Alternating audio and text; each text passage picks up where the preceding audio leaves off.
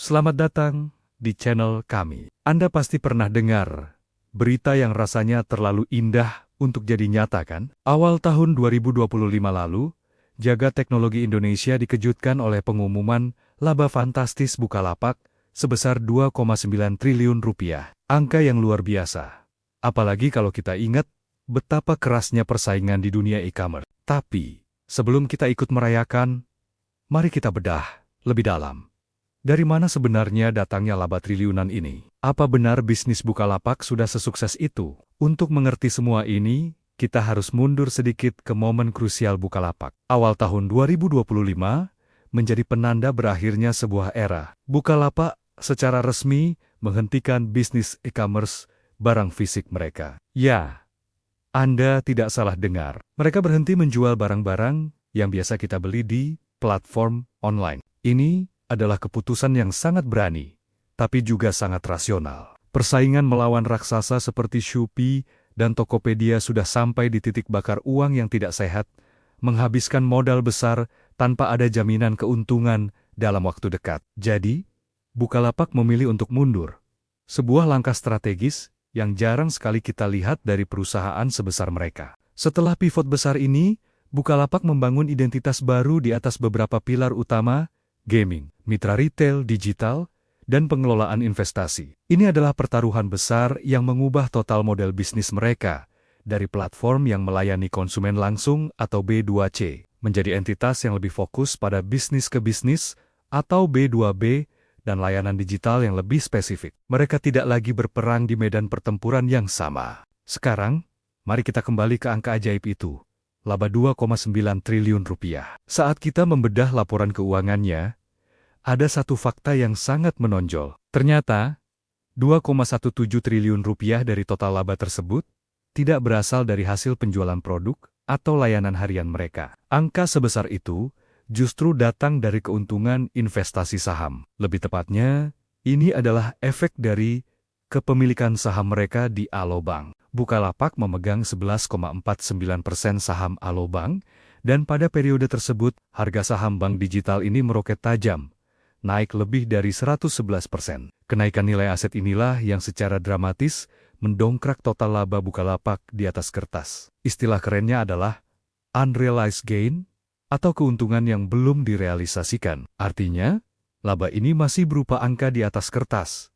Sebuah potensi keuntungan yang terikat pada aset investasi mereka. Ini bukan uang tunai yang mengalir masuk ke kas perusahaan dari kegiatan bisnis inti. Ini adalah perbedaan yang sangat krusial. Uang tunai yang didapat dari penjualan sehari-hari itu ibarat gaji bulanan kita, sedangkan kenaikan nilai aset investasi itu ibarat nilai rumah kita yang naik. Rumah kita memang lebih berharga, tapi kita tidak bisa langsung menggunakan kenaikan nilai itu untuk belanja bulanan, kan? Kita harus menjual rumahnya dulu. Begitu pula dengan Bukalapak. Keuntungan investasi ini baru akan menjadi uang tunai jika mereka menjual saham Alobank tersebut. Lalu, bagaimana dengan kondisi bisnis intinya? Apakah pilar-pilar baru mereka sudah menghasilkan untung?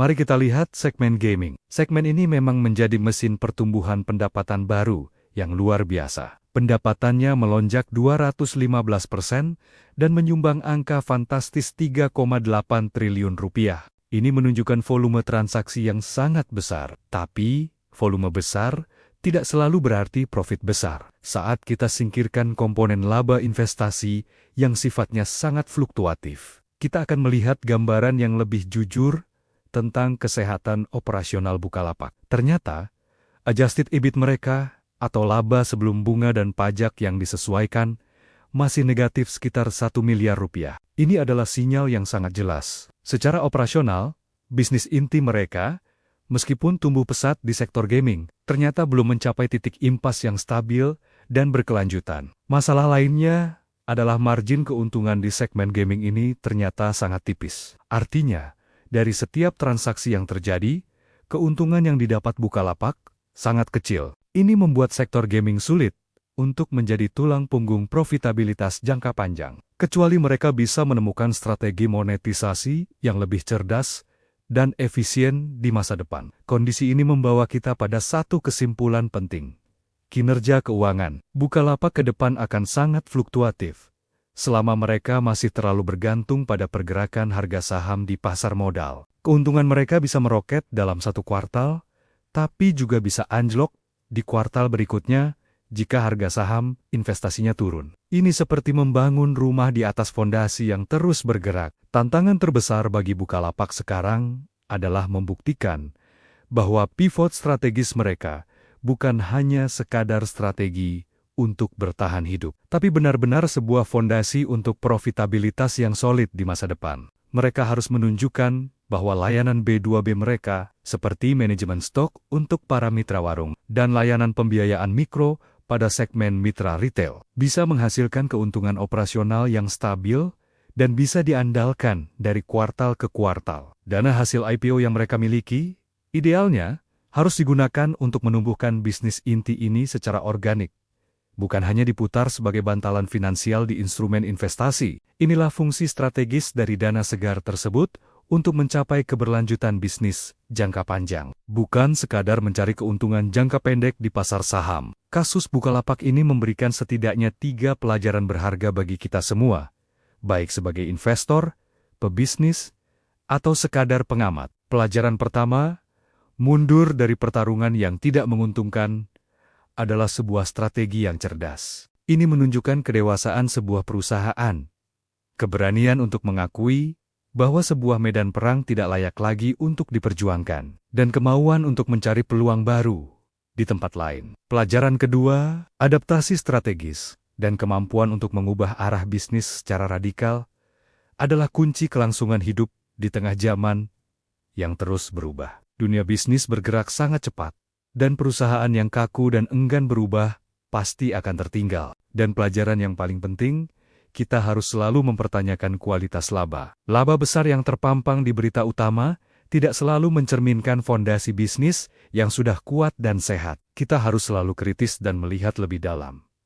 Apa yang sebenarnya menopang angka laba tersebut? Apakah berasal dari operasional yang solid, atau hanya dari keuntungan sesaat yang tidak berkelanjutan? Jadi, kesimpulannya, Bukalapak saat ini berada di persimpangan jalan yang sangat menarik. Laba triliunan rupiah itu memang terlihat sangat manis di atas kertas. Tetapi keberhasilan sejati dari strategi pivot mereka baru akan teruji ketika bisnis operasional mereka, yaitu gaming dan layanan mitra, mampu mencetak keuntungan yang stabil, mandiri, dan berkelanjutan tanpa harus ditopang oleh keuntungan investasi. Perjalanan mereka masih panjang, dan kita semua akan menjadi saksi apakah pertaruhan besar ini akan membuahkan hasil. Terima kasih sudah menonton sampai akhir. Bagaimana pendapat Anda tentang strategi Bukalapak ini? Tuliskan di kolom komentar ya. Jangan lupa like, subscribe, dan nyalakan lonceng notifikasinya agar tidak ketinggalan analisis mendalam lainnya. Sampai jumpa di video berikutnya.